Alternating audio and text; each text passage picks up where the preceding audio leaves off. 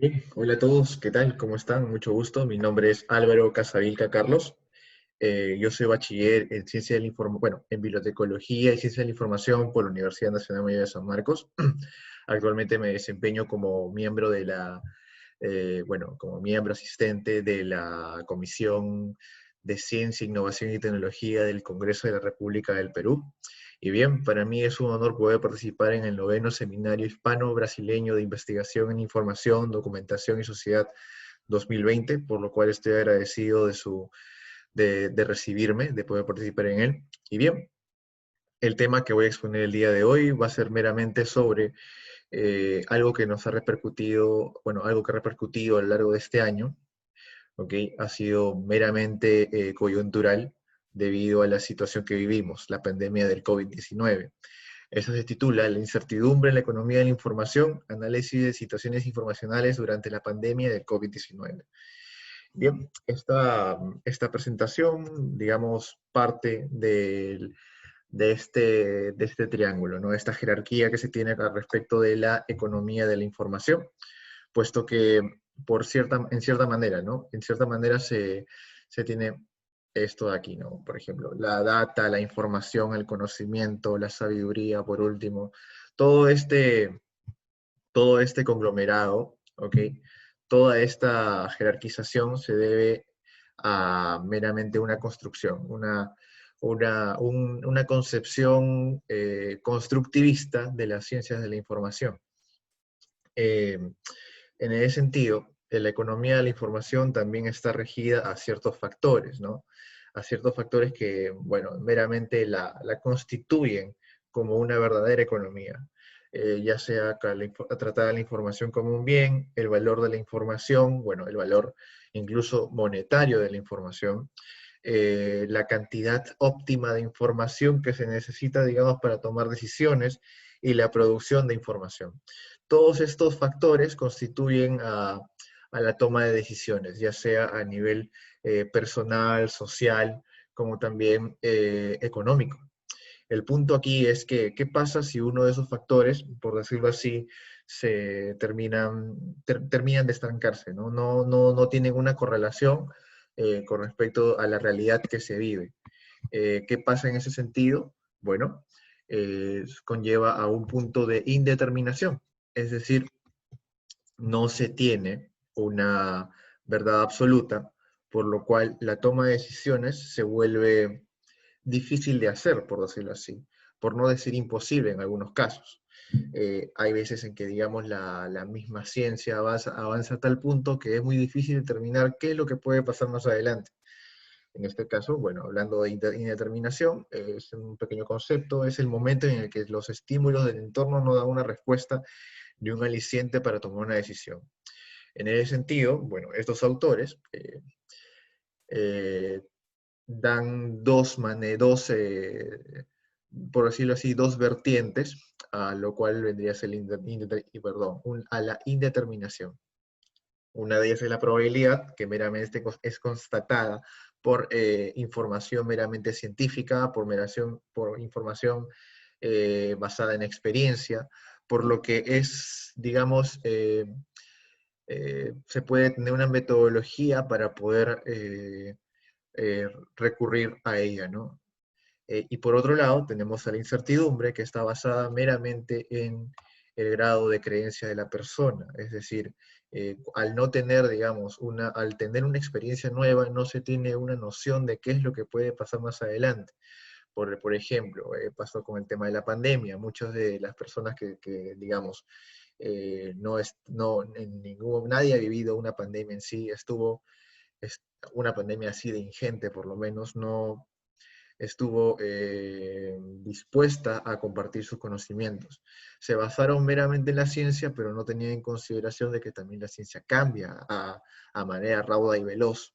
Por lo que, bueno, al no existir una ciencia, bueno, aquí un error pequeño, una ciencia cierta, se pierde racionalidad en la determinación de los sucesos.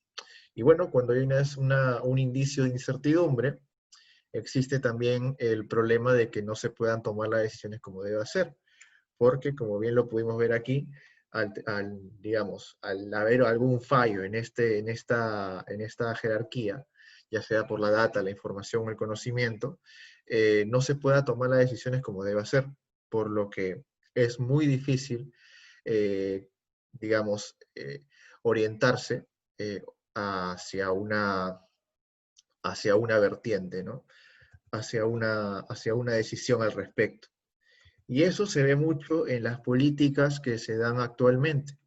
Digámoslo así, aquí tenemos algunas noticias, ¿no? Por ejemplo, la inmunidad al coronavirus duraría entre 3 y 6 meses. Anteriormente se decía de que duraba cerca de 2 meses o, bueno, o por decirlo así, eh, la información variaba, ¿no? De acuerdo bueno, a los descubrimientos científicos que se daban. Ahora, esta comunicación que se da, esta comunicación científica, en cierta manera, no coludía a la opinión de la gente. La gente, digamos, no tiene esas nociones de poder reconocer algunos factores que corresponden a una información verídica, por decirlo así. Se vio, por ejemplo, con temas del dióxido de cloro, meramente información que tiene que ver con aspectos científicos. Eh, entonces, ese es un punto, un ejemplo. Y bueno, por otro lado tenemos aquí lo que dice Fernando Simón. Bueno, español es él eh, menciona, ¿no? Que la ciencia efectivamente está constantemente aprendiendo cosas nuevas y ratificando. Esto nos lleva a un pensamiento de ensayo y error.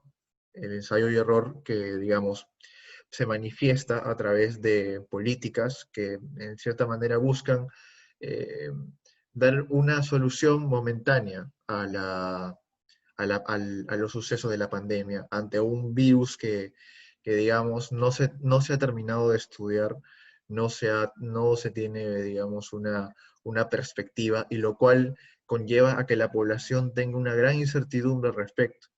Ahora, eh, también se ve con las políticas sanitarias, por ejemplo, el tema del uso del barbijo, del uso de las mascarillas, es un tema muy importante de conocerlo, puesto que tampoco termina de ser una, una ciencia cierta para todos, ¿no? Termina siempre teniendo un grado de incertidumbre. Y bien, hablar de incertidumbre meramente dicha es también hablar de qué importante es el conocimiento científico para poder coludir, para poder, digamos, romper esa barrera. Entonces, constantemente se forman paradigmas y justamente la incertidumbre es útil para que la misma ciencia ataque a este fenómeno, ¿no? Al atacar este fenómeno, se puede decir que no se pierde información, ¿ok? No se, no se, no se tiene un esfuerzo en vano, por lo que es importante poder contrastar la información, perdón, la incertidumbre con información. En este caso, meramente científica, hablando de la pandemia, ¿no? Y se dice que mientras más información, menos incertidumbre. Y además es importante el uso de estadísticas y ciencias puras para confrontarla. El tema de las estadísticas, por decirlo así, se da meramente por estudios probabilísticos, estudios que están meramente ligados en este caso, al tema de la pandemia, por decirlo así. En cuanto a políticas sanitarias también, ver cuáles son las tendencias en cuanto a efectividad de los casos, efectividad efectividad de las medidas que se toman, ¿ok? Y bueno, para eso es que la ciencia ataca la incertidumbre, ¿no?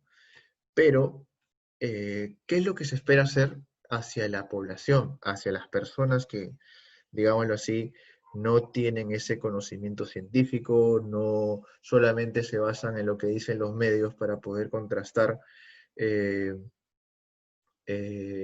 lo que les espera, ¿ok? Porque bueno, ante un gran ambiente de incertidumbre no se espera, digamos, una decisión correcta. En ese sentido, una de las soluciones que se propuso para este estudio fue repercutir en lo que son competencias ciudadanas para el acceso a la información. Es decir, que una persona sepa evaluar, discernir, localizar la información necesaria para poder satisfacer sus necesidades.